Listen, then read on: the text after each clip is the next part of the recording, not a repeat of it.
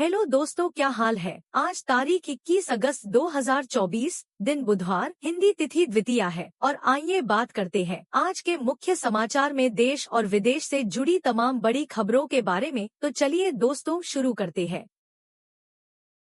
कोलकाता में lady doctor के rape और मर्डर मामले में सीबीआई का शक आरजी कर मेडिकल कॉलेज के पूर्व प्रिंसिपल संदीप घोष पर गहराता जा रहा है। सूत्रों के मुताबिक संदीप घोष के बयान में कई गड़बड़ियां पाई गई हैं। सूत्रों का दावा है कि पूर्व प्रिंसिपल की तरफ से मामले को छिपाने की कोशिश की गई। कोलकाता में ट्रेनी डॉक्टर की हत्या के बाद से देश भर के सभी हॉस्पिटल के डॉक्टर हड़ताल पर हैं। वहीं इस मामले में राजनीतिक आरोप प्रत्यारोप का भी दौर जारी है। हाल ही में इंडिया गठबंधन और ममता के सहयोगी कांग्रेस नेता राहुल गांधी के इस मामले पर ट्वीट किया है, जिसके बाद से दोनों में तनातनी बढ़ गई है। राहुल गांधी की ट्वीट पर ममता बनर्जी ने नाराजगी जताई है। मोदी सरकार ट्रेनों से यात्रियों को सुविधाजनक और सुरक्षित सफर करवाने के लिए प्रतिबद्ध है। यही वजह है कि रेल मंत्रालय ट्रेनों की सुरक्षा और संरक्षा को लेकर बड़े फैसले ले रहा है। कवच 4.0 के बाद अब ट्रैक मेंटेनेंस को लेकर अहम निर्णय लिया गया है। यह काम डिफेंस तकनीक से की जाएगी। इससे ट्रैक और भी ज्यादा सुरक्षित होंगे। यह कदम हादसों को रोकने के लिए उठाया गया है। दलित और आदिवासी संगठनों ने हाशिए पर पड़े समुदायों के लिए मजबूत प्रतिनिधित्व और सुरक्षा की मांग को लेकर आज भारत बंद का आह्वान किया है। भारत बंद का बसपा, आरजेडी और चंद्रशेखर आजाद की आजाद समाज पार्टी समेत कई दलों ने समर्थन किया है। बिहार में भारत बंद का असर देखा जा रहा है। कई जिलों में प्रदर्शन और रोड जाम की सूचनाएं आ रही हैं।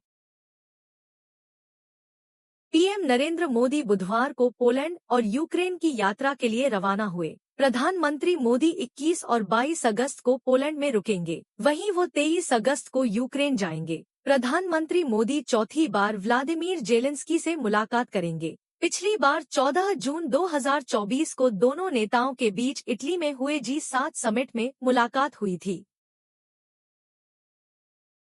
अमेरिका के ग्लोबल फाइनेंस ने भारतीय रिजर्व बैंक आरबीआई के गवर्नर शक्तिकांत दास को लगातार दूसरे साल वैश्विक स्तर पर शीर्ष केंद्रीय बैंकर का पुरस्कार दिया है। आरबीआई ने अपने सोशल मीडिया एक्स पोस्ट पर यह जानकारी दी। आरबीआई ने एक्स पोस्ट में कहा कि यह घोषणा करते हुए खुशी मिल रही है कि लगातार दूसरे साल global finance central banker report card 2024 में शक्तिकांत दास को A+ की रेटिंग मिली है।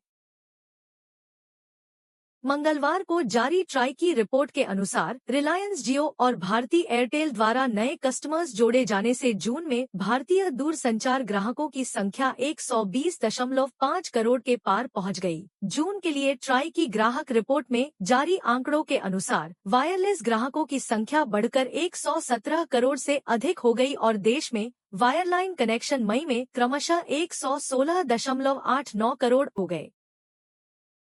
केरल के मुख्यमंत्री पिनरई विजयन ने मंगलवार को बताया कि वायनाड आपदा में अब तक 179 शवों की पहचान की गई है। उन्होंने कहा कि भूस्खलन में 17 परिवार पूरी तरह तबाह हो गए। इनका कोई सदस्य सुरक्षित नहीं बचा है। इन परिवारों के 65 लोगों की मौत हुई है। उन्होंने कहा कि वर्तमान में वायनाड के आपदा प्रभावित क्षेत्रों में 729 परिवार राहत शिविरों में हैं। इनमें से 219 परिवार शिविरों में रह रहे हैं, जबकि अन्य किराए के आवास या पारिवारिक घरों में चले गए हैं। इसरो के अध्यक्ष एस सोमनाथ ने मंगलवार को कहा कि अंतरिक्ष एजेंसी ने अगले दौर के चंद्र मिशन चंद्रयान 4 और चंद्रयान 5 के लिए डिजाइन को तैयार कर लिया है। सरकार की मंजूरी लेने की प्रक्रिया चल रही है। चंद्रयान 4 मिशन में चंद्र सतह पर सॉफ्ट लैंडिंग के बाद चंद्रमा की मिट्टी को पृथ्वी पर लाना शामिल है। अखिल भारतीय तकनीकी शिक्षा परिषद और भारतीय अंतरिक्ष संघ द्वारा आयोजित कार्यक्रम से इतर भारतीय अंतरिक्ष अनुसंधान संगठन इसरो के अध्यक्ष सोमनाथ ने कहा, चंद्रयान 3 के बाद अब चंद्रयान 4 और चंद्रयान 5 का डिजाइन तैयार हो चुका है। हम सरकार की मंजूरी मांग रहे हैं। मलेशिया के प्रधानमंत्री अनवर इब्राहिम भारत दौरे पर हैं। उन्होंने मंगलवार को पीएम नरेंद्र मोदी से मुलाकात की थी। एक कार्यक्रम में पीएम अनवर इब्राहिम से विवादित इस्लामिक उपदेशक जाकिर नाइक के प्रत्यर्पण बारे में सवाल पूछा गया। इस सवाल पर उन्होंने कहा, अगर नाइक के खिलाफ पर्याप्त साक्ष्य मुहैया कराए जाएंगे तो इस पर कार्रवाई की जाएगी। हम आतंकवाद से निपटने के लिए प्रतिबद्ध हैं।